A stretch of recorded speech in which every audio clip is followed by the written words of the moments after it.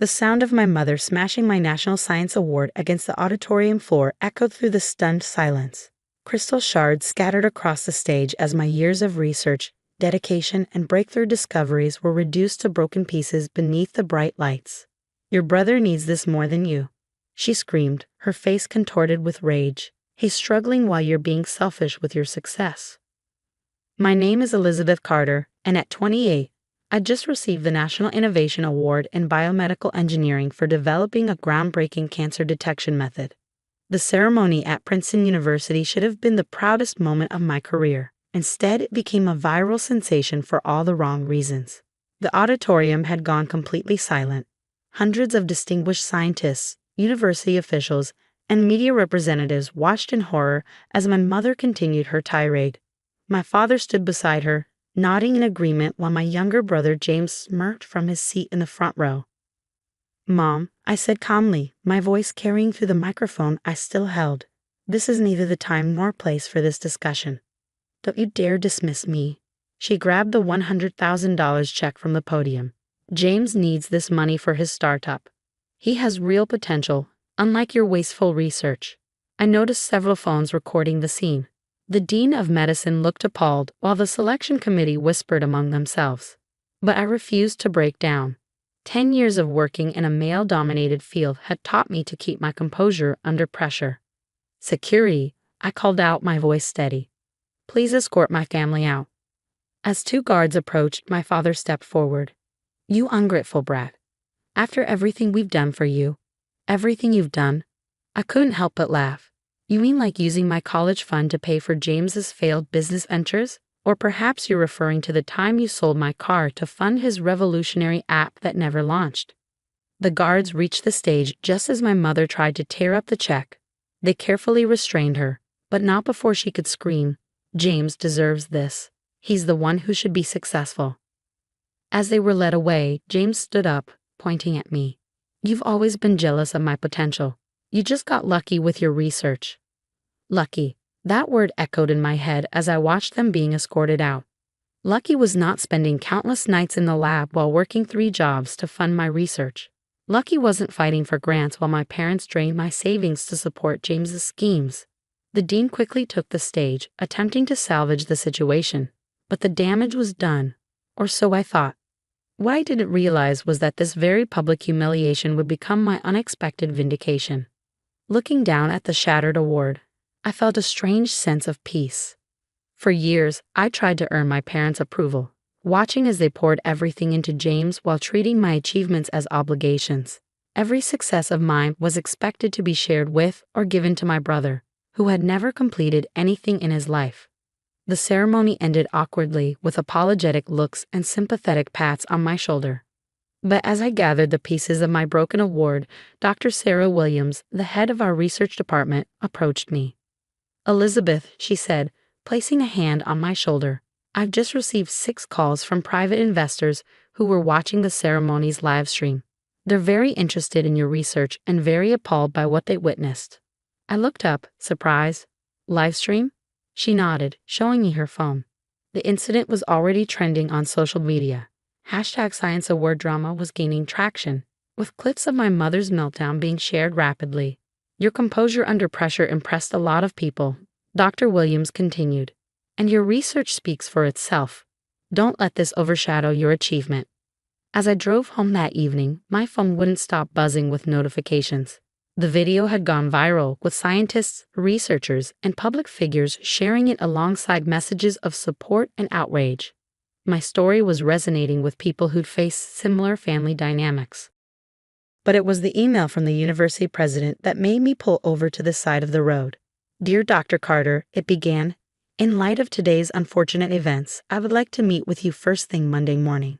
Your research and professionalism have caught the attention of several significant benefactors. Please ensure you're available at 9 a.m. I sat in my car, watching the sunset and thinking about the years of sacrifice that led to this moment. My parents had always seen me as the reliable one, the one who would eventually support James's dreams. They never expected me to have dreams of my own.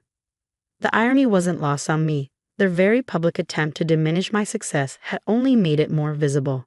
As my phone continued to buzz with support messages and media requests, I realized this wasn't the end of my story. It was just the beginning. Monday morning arrived with unexpected intensity. The university president's office was filled with more people than I'd anticipated. Representatives from major medical research foundations, 2 pharmaceutical companies' CEOs, and surprisingly, the governor's science advisor.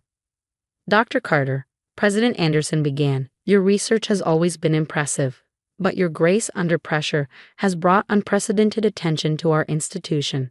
I sat quietly, still processing the surreal situation. The video of my mother destroying my award had reached over 10 million views. #StandWithDrCarter was trending, and women in STEM fields worldwide were sharing similar stories of family sabotage. We've received an interesting proposal, he continued, sliding a folder across his desk. The Matthews Foundation wants to establish a grant in your name, specifically for women in sciences facing family opposition. The initial funding is $5 million. My hands trembled as I opened the folder. The grant wasn't just money, it was validation of everything I fought for.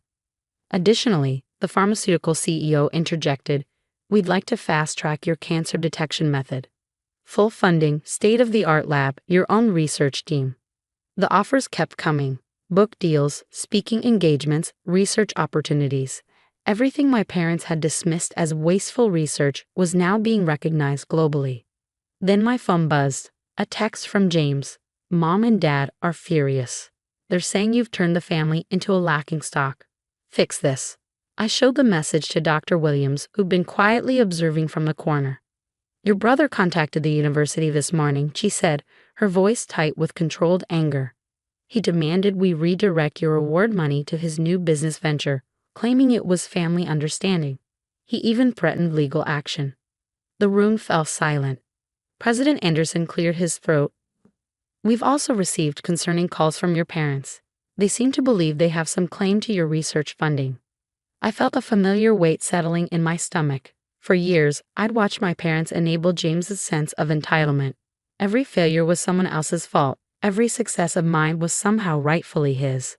They have no legal claim, I said firmly. And James's threats are empty. Every bit of my research was self-funded after they emptied my college fund for his failed crypto platform. The governor's science advisor leaned forward. Dr. Carter, would you be willing to share your story? We're launching an initiative to support women in sciences, and your experience could inspire others. Before I could respond, my office phone rang. The secretary's voice was apologetic. Dr. Carter, your parents are in the lobby. They're demanding to see you, and they're causing quite a scene. President Anderson signaled to security through his intercom. Have them removed from campus. Dr. Carter is in a private meeting. But I stood up, straightening my lab coat. Now let them come up.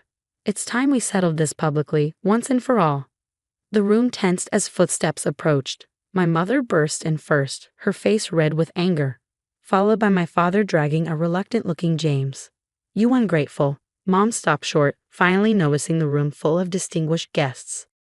Mom, Dad, I said calmly, thank you for joining us. We were just discussing my research funding and the new grant program. Would you like to share your thoughts about women in science with our guests? My mother's face paled as she recognized the governor's science advisor. My father tugged at his collar, suddenly less confident. But James, oblivious as ever, stepped forward. This is a family matter.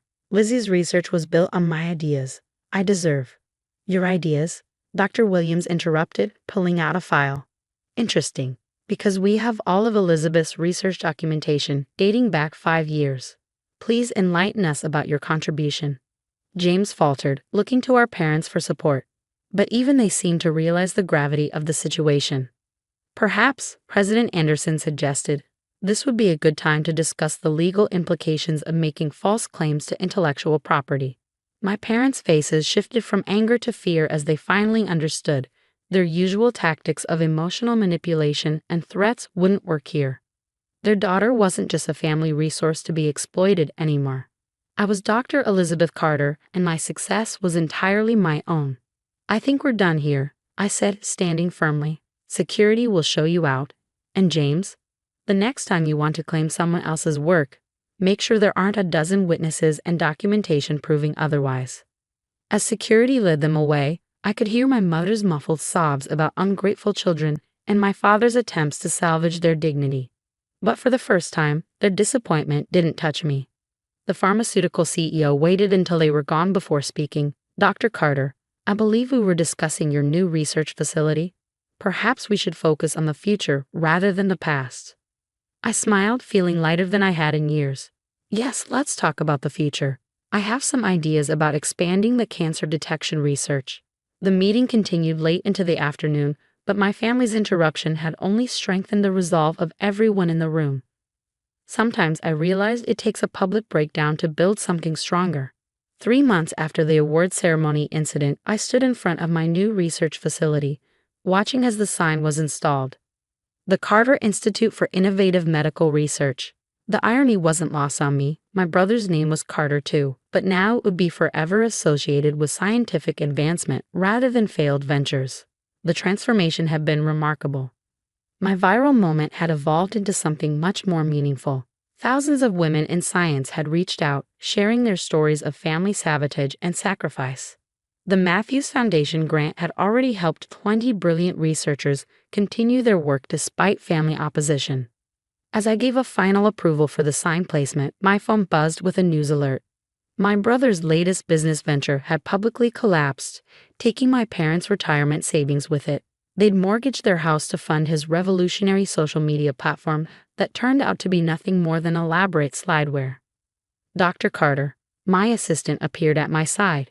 Your 2 p.m. is here, the high school students from the Women in Science program. I smiled, remembering why this day was particularly special. 30 young women from underprivileged backgrounds, all passionate about science, were getting their first look at real research facilities. As I walked to the conference room, I passed the display case containing my restored National Science Award. The university had insisted on replacing it, keeping the broken one in their museum as a symbol of resilience. The girls' eyes lit up as I entered. I recognized that look, the hunger for knowledge, the determination to succeed despite obstacles. One girl raised her hand immediately. Dr. Carter, I saw the video of your award ceremony. My parents say science is a waste of time for girls too. How do you deal with that? Before I could answer, the door opened. My mother stood there, looking smaller than I remembered. 3 months had aged her considerably. Elizabeth, she said softly, I need to talk to you. I turned to the students. Watch this, I said, because sometimes the hardest experiments are the ones we conduct with our own lives. Facing my mother, I spoke clearly. This is my workplace. You can't just show up unannounced. James has ruined us, she blurted out. The bank is foreclosing on the house. Your father, he's not well. We need help. The room was silent. 30 young women watched intently, witnessing a real-life lesson in boundaries and consequences. Let me guess, I said, keeping my voice level. You want me to use my research funds to bail out James again? She flinched. He had such good intentions. No, Mom. His intentions were to get rich quickly without working for it. And you enabled him every step of the way. Tears formed in her eyes. We're your family. Yes, you are. And as family, you should have supported my dreams the way you supported his. Those young women behind you, they're the future I'm investing in, not James's schemes. But where will we go? I handed her a business card.